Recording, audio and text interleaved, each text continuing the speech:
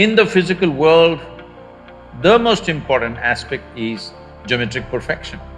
Once steel and concrete came, we thought we can build like this, we can build like this, we can build like this. Right now there is a fight going on between this structure and the gravity, going on. Gravity will win for sure. It's not a factory shed we're building, just for aesthetics.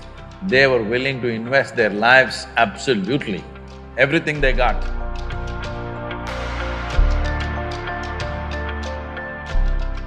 Namaskaram Sadhguru. So my name is Ujasvika Sahu. I would first like to really give a warm welcome to you from the JJ campus on behalf of the students.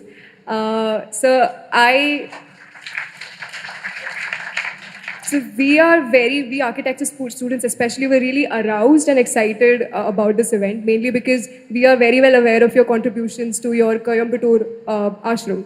So my question is a bit along the academic lines. We as architecture students have always been taught to build in the context, to look at the culture wherein your site is or wherever your project is going to be built. But now when I see today the world, in India especially, urbanization is basically blind westernization, where we simply build glass boxes which we know and understand that does not suit to the climate or the context of India. So my question is that we as Indians have not yet figured out what India's modern architecture is about, while we simply copy the Westerners. So what do you think should be India's modern architecture? Why we copy the West, not just in architecture, in just everything. I see a whole lot of women in Mumbai have turned blonde.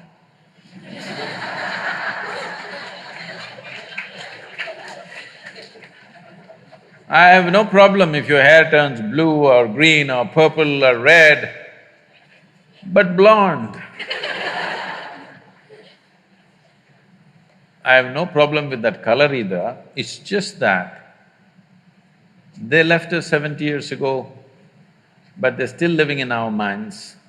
At least as a generation, we must stay away from that. When you're completely away, then you can make your hair color whatever the hell you want, but not in imitation of somebody, isn't it? You can make it whatever color you want to paint 7 colors in your hair, please do it, I have no issue about that.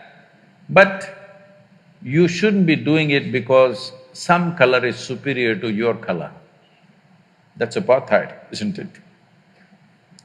Unfortunately, when I see even in United States, a whole lot of African American people have blonde hair these days. All this fight about civil liberties, here it is in the form of hair. What you like you can do, but you are not doing what you like. There's a compulsiveness about doing certain things. So this compulsiveness has definitely come to architecture also. I'm glad to see that at least in this school, of the many universities that I've been to, this is the first one, they're able to sit on the floor.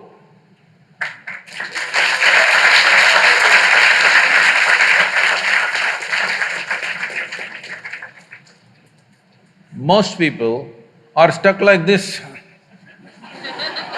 you know. See, I can't sit without a chair, or I can't walk without a crutch.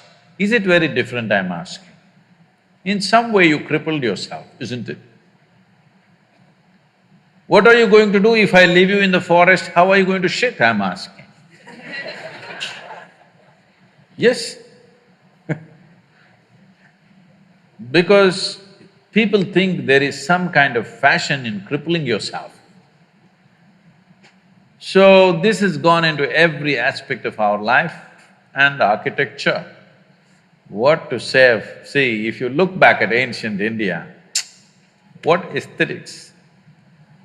I'm sure you're all students of… many of you are students of architecture, or even if you're an artist, you notice many things. This is my problem. When I look at something, even if it's little off, even if it's minutely off, my eye doesn't miss it. So all the time everything bothers me little things which are off, geometrically off. Because my experience of life is largely geometric. For me, colors, textures, everything comes later. For me, something is geometrically right is very, very important. Because this is the essence of creation. In the physical world, the most important aspect is geometric perfection. The planets are going around the sun for quite some time, not held together by a steel cable or something. Geometric perfection is keeping it going, isn't it? If the geometry goes off of this solar system, that's the end of it. It'll all fly into oblivion. So geometry is very important. In the yogic sciences, the entire yogic sciences on the physical level is just about aligning your geometry, your individual geometry, to the cosmic geometry so that at some point there is no difference between you and the cosmos.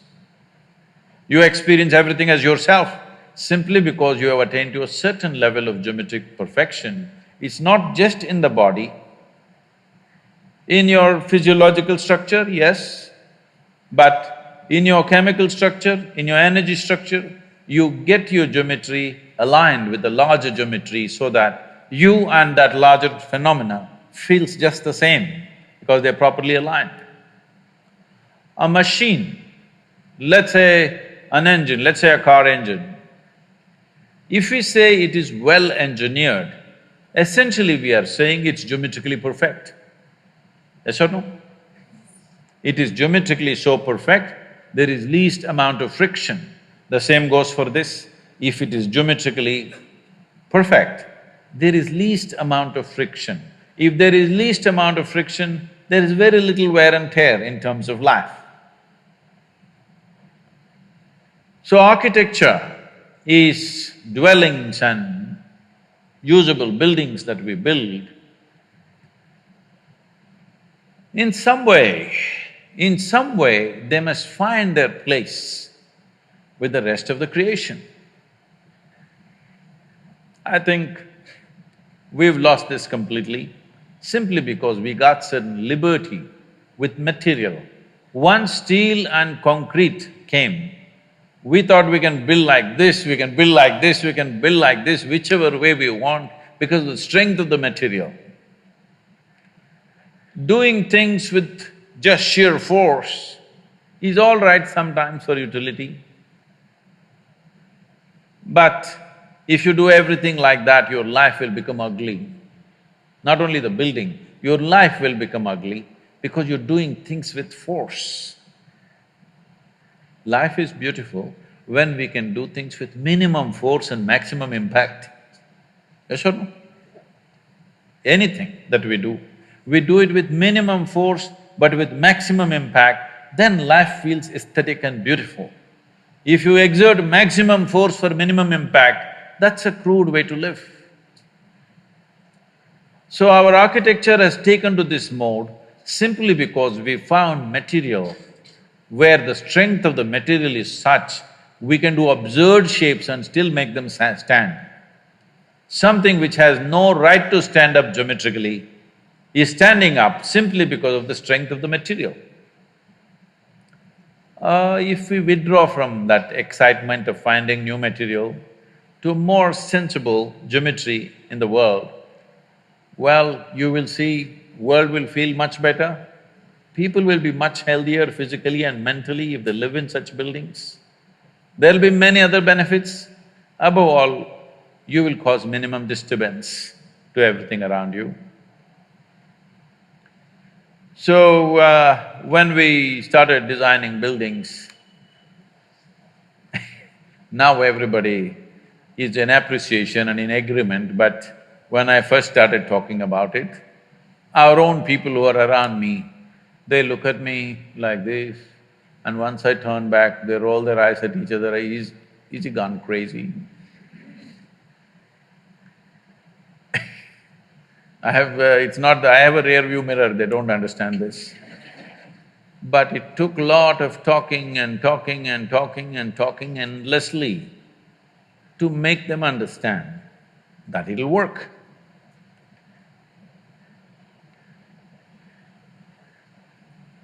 Some of you said you've been there, is it so? So, today all the utility buildings, other things that are being built in many different ways. But fundamentally, anything concerned with the spiritual process in the temple that was built there, mainly they're standing because of geometric perfection, not because of the strength of the material.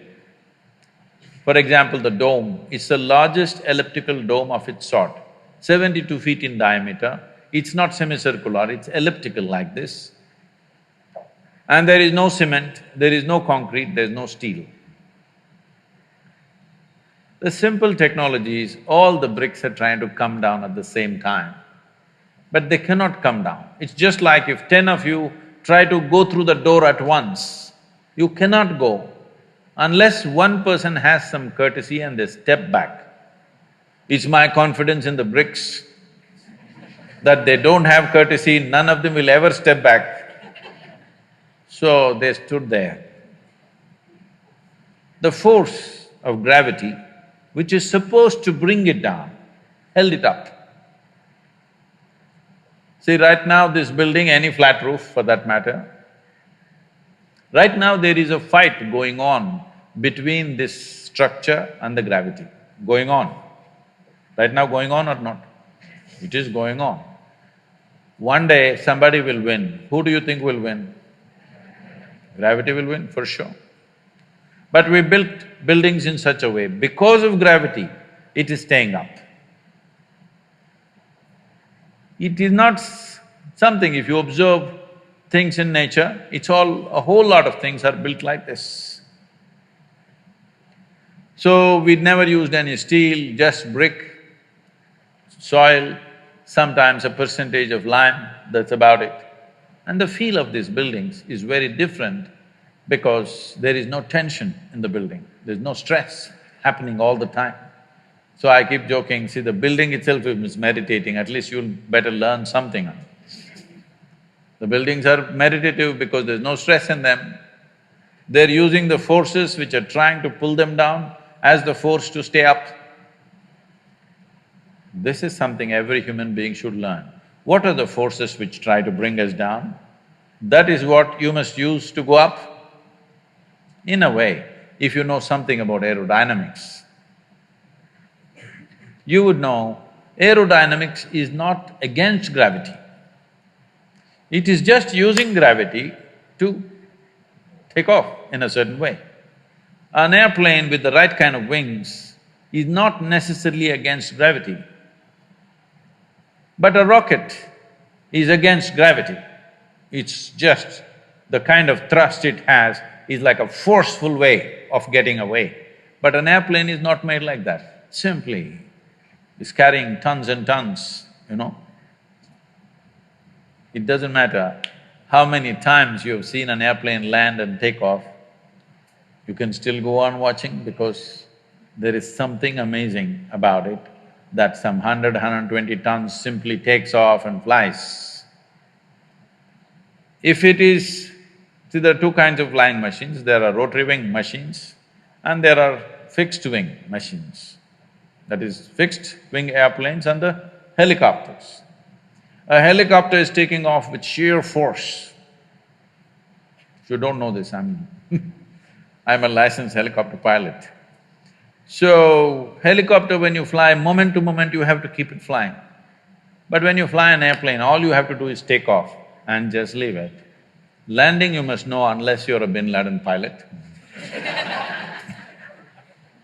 Landing you have to learn. Those guys didn't want to learn landing they are different. But it's only the landing which is really the challenge, rest of it is just child's play. Actually, if you put a 10-year-old boy, he will make a 747 takeoff. Only landing is a problem. But landing today, machines are doing better than human beings. I will… like when I'm flying this Air India from Mumbai to New York, 3, 4 times in a year. Sometimes I'm there with the pilots talking to them, then I was just discussing these things and said, to what extent are you using the autopilot? He said, Sadhguru, we feel ashamed in front of you to say this, but she lands better than us. You just let it lands by itself. It has all the data how Mumbai airfield is made. If you just set it and sleep, it will land. People are talking about driverless cars, that's never going to happen in Mumbai traffic. But a pilotless airplane is very much a doable thing. It's only people's fear you have to manage, that the airplane is flying without a pilot, you have to manage the passengers. That's the only problem. Otherwise, it's very easy to make a pilotless airplane. Lot of pilots are sleeping. Now by law, if the flight is more than some 4 hours or so, a pilot can sleep for 40 minutes or 50 minutes, something. There is a law now that they can actually officially sleep. Because it's a big sky, it's not going to hit anything. Why I'm saying this is, the same goes for buildings. You can make the building either come up like with some exuberance, or it's standing like a depressed person. This is something… suppose you see a building like a human being, do you want to look at their face or you want to avoid their face? That's how a building should be. If you look at their face, you must feel joy. How… essentially, it's a geometric manipulation. How geometrically perfect it is will give that much sense of completeness to people when they visually see it, because the human eye is one eye on the planet which catches the maximum amount of detail. Because it catches so much detail, most important part of any physical structure is geometry. And some people can consciously catch it, others unconsciously react to it. They like it or they don't like it, that's all they know. But some people can consciously see, okay, this is the reason why it feels like this. So when it comes to architecture, it should not be in terms of European, Indian, this, that. These styles are established at a time when materials were limited, all right? The material available was so limited in those regions, accordingly they structured it, and most of the time everybody copied one architect in that area and that became the culture. That need not be the future of Indian architecture, but India having a history of tremendous aesthetics, and if you go to the ancient temples, you must come to the south because North India, most of the temples, the ancient temples are all gone. The new ones that they have built is all put up in a hurry. When they got a chance, they put it up like, you know, how they put up Ramlala, suddenly in 2 days, like that. But if you come to the south and see, one amazing thing you will see is their sense of geometry, unbelievable. How they arrived at this sense of geometry, 1,000 years ago, 2,000 years ago, absolute geometric sense in their mind. Well, you have seen the Kailash, I'm sure, at Ellora, the Kailash temple. You have seen Belur Halebeedu, have you? The Karnataka temples? Oh, it's a must-see. It's just a must-see for any human being, especially those of you who are in architecture, art, whatever you are into. Some aesthetics you are into means this is something you must see. It's more than seeing those sculptures, you must look into the minds of people who did this. If you want to look into their minds, you must withdraw yourself into that time zone. It's over 1,000 years ago, when there were no cranes, when there were no machines, when there were no trucks, when there were no any kind of mechanical things, all by hand. Why would somebody endeavor to do something so phenomenal and so almost superhuman in terms of engineering and the physical difficulty of lifting these huge rocks and doing this carving business? Why would anybody do that? What kind of passion should be firing those people to do this is unbelievable. If you see the Tanjavur temple, have you seen? This Gopuram weighs, I think, what, 180 tons, huh? 180, is it? Does anybody know? I think somewhere in that range, over 120 tons for sure. And it is at a height of 160 feet. They put a ramp of 10 miles, a mud ramp, and they brought this single piece of stone, 160 feet high above, and made a gopuram out of it. Exquisitely carved. Well, in Karnataka, what they carved is soapstone. In Tamil Nadu, Tamil people are crazy. They carved granite into very fine structures, which is far more difficult than carving soapstone. And they put it up there. What is it that's firing these human beings? Before you take up any project, you must visit this and see what kind of human beings are these, you know? Just for aesthetics, you understand? Not for livelihood. It's not a factory shed we're building, just for aesthetics. They were willing to invest their lives absolutely, everything they got. I think we need that culture back if we want to create a beautiful India, very important.